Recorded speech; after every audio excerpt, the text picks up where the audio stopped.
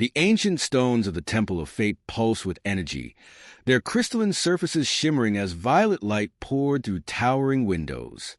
Beneath the glow of Feria's twin suns, the vast chamber stretched 30 meters toward the vaulted ceiling, where ancestral prophecies twisted in glowing script across the dark stone.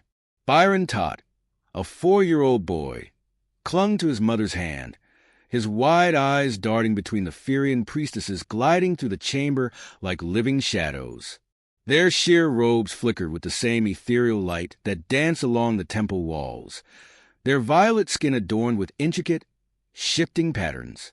"Stay close," his mother whispered, her voice taut with fear.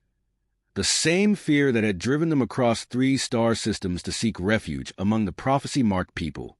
At the chamber's center stood High Priestess Moira, beside a cradle sculpted from ancient crystal. Inside lay a newborn Ferian girl, her tiny body already traced with silvery lines, a mark of destiny.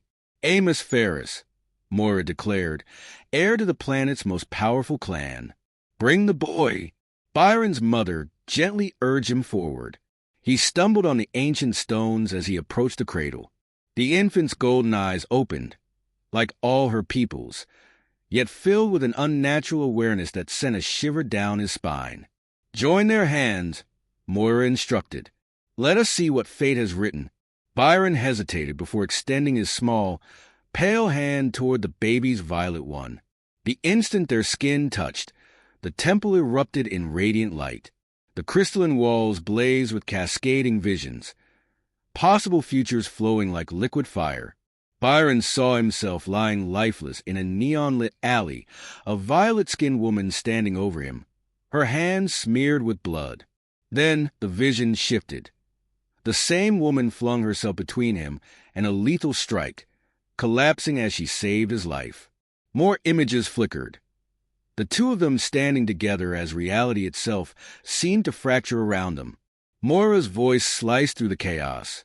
"When moon and sun join in the stellar loop, when 2 lives cross before their time, one shall perish to save the other. But if their hearts unite, the world will change forever." The priestesses began to chant, their voices weaving an ancient melody that made the very air tremble. The baby cried, not the wail of an infant, but a sound filled with impossible knowledge. "The timing must be precise," Moira declared. "Too soon and he dies. Too late and she perishes. But if they meet at the appointed hour..." Her voice trailed off as new prophecies carved themselves into the temple walls. Byron's mother pulled him back, but he couldn't tear his gaze away from the baby's golden eyes, even as their Ferian protectors led them to safety. He wouldn't remember this day. The priest would ensure that. Yet, deep within his soul, the memory would remain dormant, waiting for fate's decree. 25 years later, Neo Sanctum Feria.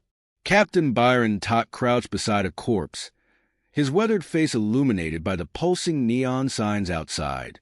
Dr. Marcus Silverplan, lead researcher on Project Arc, lay sprawled across his holographic desk, blood pooling over the quantum interface. No signs of forced entry. The security systems remained untouched. "This is a pattern," observed Captain Reynolds, a burly man whose cybernetic implants glinted under the harsh light. "Third high-profile scientist murdered this month. The media is running wild with it."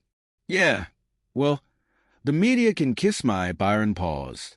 His enhanced vision detected something unusual.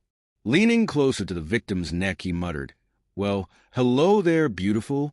Barely visible against the dead scientist's skin was a microscopic pattern of burns, geometric shapes that shimmered at certain angles. "Got something?" Reynolds asked. "Maybe." Byron pulled out his old Earth model scanner. He trusted it more than the newer Ferian tech. "These burns aren't random. They look like..." A shadow walker's mark. A melodious voice interrupted from the doorway. Byron's hand instinctively went to his blaster. Standing in the entrance was the most striking Ferian woman he had ever seen. Her violet skin glowed from within, adorned with intricate silver patterns that pulsed subtly in the dim light. The skin-tight quantum fabric suit she wore exuded an air of lethal professionalism. Agent Amarius. She introduced herself, her accent lending an exotic lilt to her words. Shikari Division. She held up a hollow pass identifying her as part of Faria's elite supernatural crimes unit. Great, Byron muttered. Just what we need, the weird squad. Her golden eyes narrowed, vertical pupils contracting. Your Earth prejudices are showing, Detective Tot. Or should I say exile? Byron tensed. Few knew about his family's forced departure from Earth decades ago. Listen, lady, I don't care if you're Shikari or Shah. This is my crime scene. She moved closer, her patterns glowing slightly brighter. Dr. Silverplan was working on classified research. This falls under Firian jurisdiction. Like hell it does. Byron stood, using his height to loom over her. 3 victims. My jurisdiction. All Earth scientists. All working on. He stopped himself. Amita smiled, revealing teeth just slightly sharper than human norm. All working on Project Ark. Yes, we know. She reached past him, tracing her fingers over the burn marks on Silverplan's neck. The symbols glowed faintly under her touch. Katata marks, ritual execution. Someone's hunting these scientists for a reason. Byron observed her closely. Despite his frustration, he couldn't help but notice how her suit's quantum fabric rippled with her every motion. Fine, he growled, but I lead this investigation. My city, my rules. Shaka, she said with amusement. At his blank look, she translated, as you wish, detective.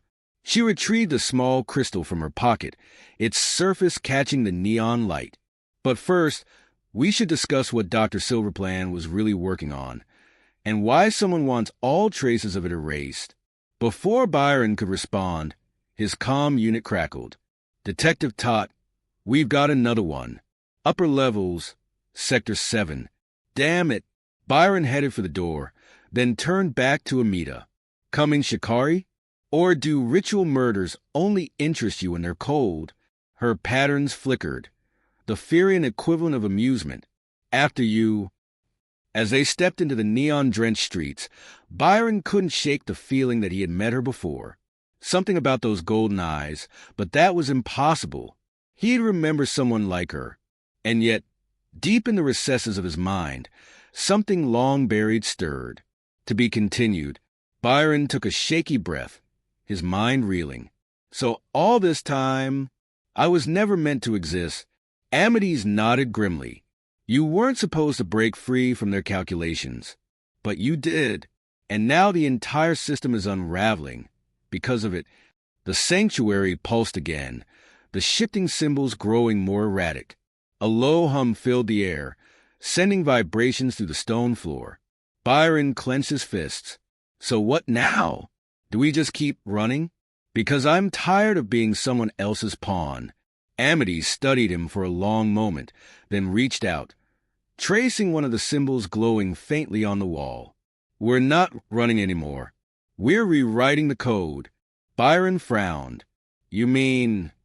Project Ark has always been about controlling fate through predictive simulations. But there's a flaw in their system. Us. If we can overwrite their data, change the core algorithm, we can disrupt the entire project. Break the cycle permanently. Byron exhaled, nodding. How? Amides hesitated. It won't be easy. The Ark's mainframe is protected by the highest security measures in Neo Sanctum. And even if we get inside, we'll have to interface directly with the core. And let me guess, there's a catch? She looked away. Only a being tied to the anomaly, tied to you, can interface with it. And every simulation that predicted that moment ended in your death. Silence stretched between them. Byron swallowed hard. And if we don't? The sanctuary trembled as if answering him. The symbols shifted again, forming a dire warning. The walls between worlds will fall. The hunger beyond will awaken, asterisk, asterisk. Byron and Amides exchanged a look. Neither spoke, but they both understood. Failing wasn't an option. Byron grinned despite the weight of fate pressing down on him. Well, I was never a fan of statistics anyway. Let's break the damn system. Amity's patterns flared with new intensity. Together, a rumble echoed through the tunnels above. Their pursuers were closing in. Byron grabbed her hand. Then let's make history. As they disappeared into the labyrinthine tunnels, the sanctuary pulsed one last time, its prophecies rewriting themselves, shifting toward an unknown future, one no system had ever dared to predict. Some say destiny is written in the stars. Others believe it's encoded in quantum lines of fate. Maybe they're both wrong. Maybe they're both right, like Byron and Amity's. We all exist somewhere between fate and free will, between programming and choice. But here's the thing about love. It doesn't follow the rules. It doesn't care about predetermined outcomes. It crashes through carefully plotted storylines, like a rogue AI breaking through a firewall, rewriting the code of existence itself. I won't tell you whether this story was about destiny or defiance. Maybe it's both. Maybe it's neither. Maybe it's just about two souls who found each other across every possible timeline. And if you're reading these words, then you've already made a choice. The night is young, and the story isn't over.